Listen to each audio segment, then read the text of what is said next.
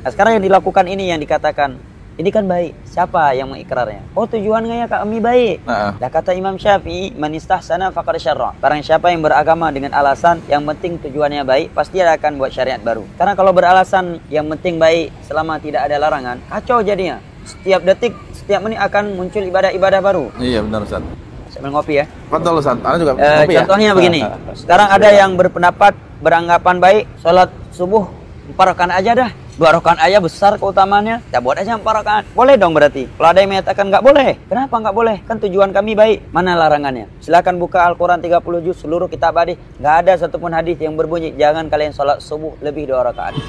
Kenapa kita menyatakan tidak boleh? Karena menyelisih petunjuknya Rasulullah kan? Iya benar Ustaz. Petunjuknya Rasulullah nggak ada lebih dari 2 rakaat. Lah kenapa saudara melakukan ibadah ini? Ibadah juga nggak ada petunjuk dari Nabi. Kalau alasannya enggak ada larangan. Lah sholat subuh lebih dari 2 rakaat juga enggak ada larangan. Assalamualaikum warahmatullahi wabarakatuh. Ikhwana dan muslimin yang dimuliakan Allah. Di dalam video tersebut kalau kita lihat Ustadz Wahabi itu mengatakan bahwasanya seseorang yang melakukan satu pekerjaan yang berlandaskan mengatakan ini adalah baik dan tidak ada larangannya dari Nabi Muhammad SAW, maka itu tidak boleh karena berlandaskan kepada kawaid dari Imam Syafi'i radhiyallahu taala anhu, man istahsana faqad syarra'ah. Barang siapa yang melakukan suatu pekerjaan karena menganggap itu baik, maka faqad syarra'ah, maka orang tersebut telah membuat syariat baru. Lafadz ra' dari syarra'ah itu harus ditasydidkan. Kalau tidak ditasydidkan itu salah. Kemudian bahasa ini yang diperoleh oleh Ustadz Wahabi tersebut itu jelas itu diperoleh dari orang-orang yang ketika ditanya atau ketika memberikan penjelasan itu dari ustadz-ustadz atau dari orang yang bukan kalibernya ustadz di kalangan orang yang ditanya oleh Ustadz Wahabi tersebut. Sebab seperti kalau kita lihat jawaban itu adalah dari orang-orang awam yang sebenarnya kurang tahu terhadap apa dalil yang mereka kerjakan. Kemudian kalau kita lihat seakan-akan memang dari apa yang dijelaskan oleh Ustadz Wahabi tersebut itu kan benar, sehingga para jamaahnya ini mengiyakan atau menganggukkan kepala.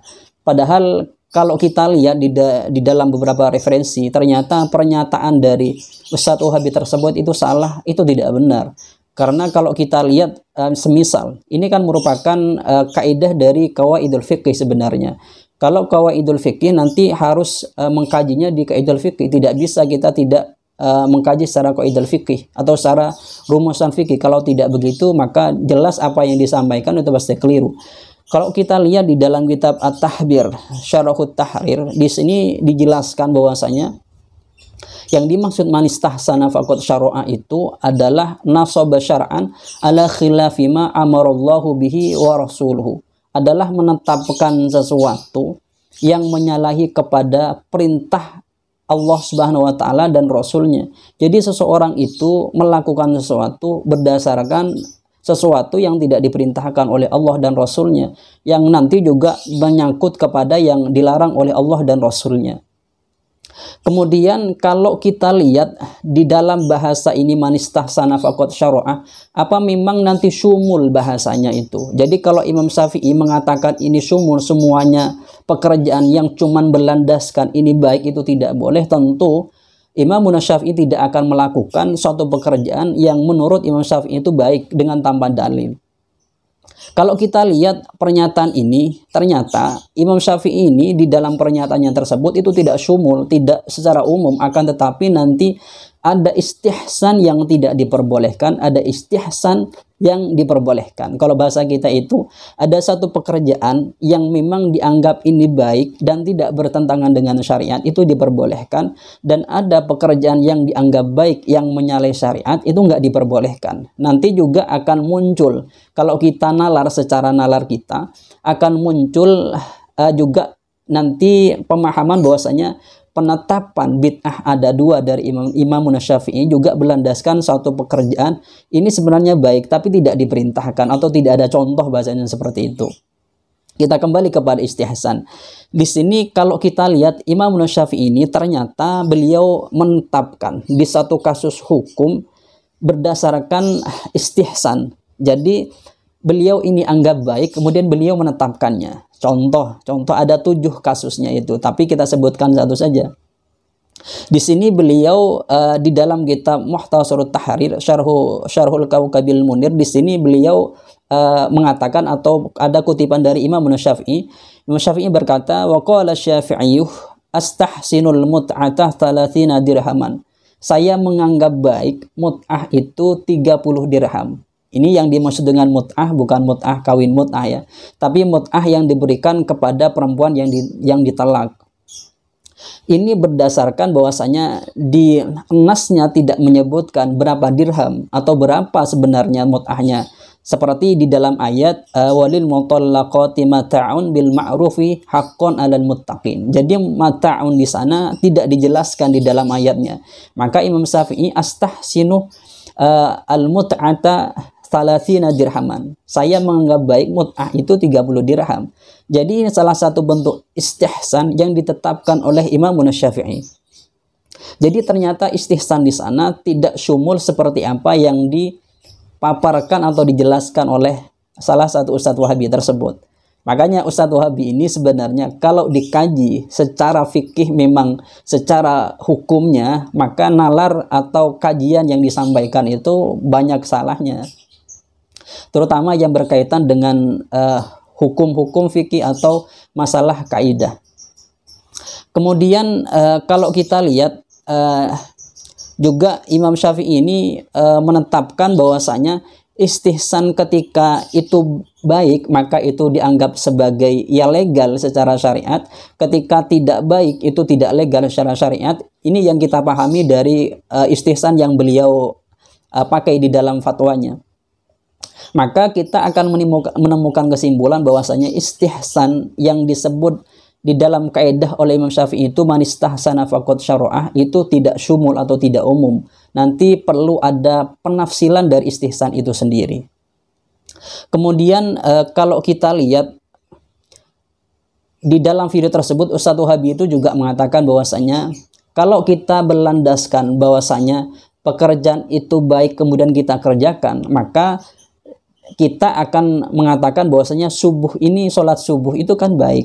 Tentu kita akan kalau kita menambah 4 rakaat itu kan lebih baik seperti itu. Ini menurut saya Ustadz Wahabi ini menunjukkan bahwasanya dia tidak belajar tentang masalah usulul fikih. Di usulul fikih itu di dalam menentukan atau menyamakan suatu masalah dengan masalah yang lain itu ada istilahnya itu ada konsepnya, ada jenjangnya dulu. Pertama dia harus yang namanya takhrijul manat, kemudian tankihul manat, kemudian tahqiqul manat. Nanti baru mengeluarkan natijatul hukminya seperti apa.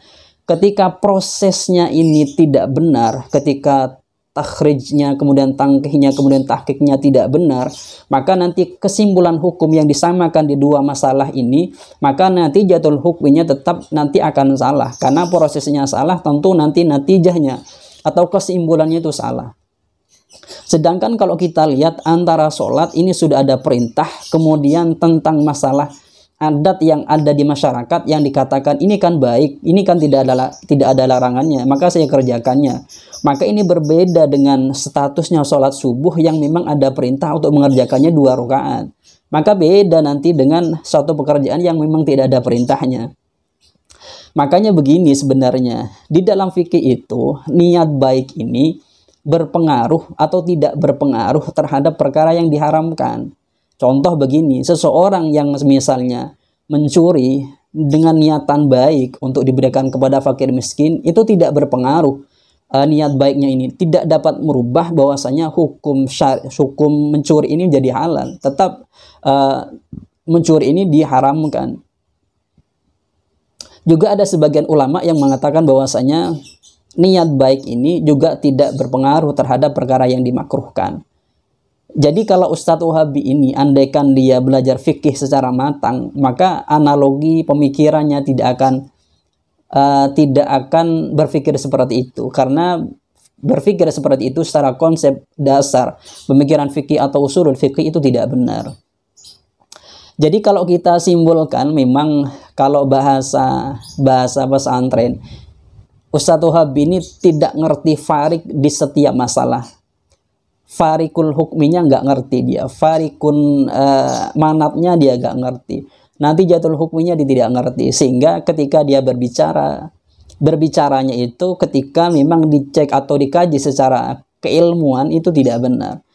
Dan ketika jemaahnya mendengarkan apa yang disampaikan oleh satu wahabi tersebut, ya cuman mengiyakan saja, ya cuman menganggukkan kepala saja. Ya memang mereka ini sebenarnya terdiri dari orang-orang awam, sehingga kalau diberikan apapun oleh ustadznya itu mereka akan menerimanya seakan-akan memang itu benar semua. Padahal kalau kita kaji secara ilmiah ya seperti itu. Mungkin itu yang bisa kami sampaikan, semoga ini bisa menjadi tambahan wawasan ilmiah bagi teman-teman yang mendengarkan ini. Dan bagi teman-teman yang kurang setuju, seharusnya atau sebaiknya itu memang tidak usah memakai ketika mengomentari video saya ini, tidak usah pakai dengan bahasa yang tidak baik, pakai bahasa yang baik, yang ilmiah. Kalau yang tidak setuju, sampaikan dengan dalilnya, bukan dengan hal-hal yang tidak baik. Mungkin itu yang bisa kami sampaikan, kurang lebihnya dari kami. Assalamualaikum warahmatullahi wabarakatuh.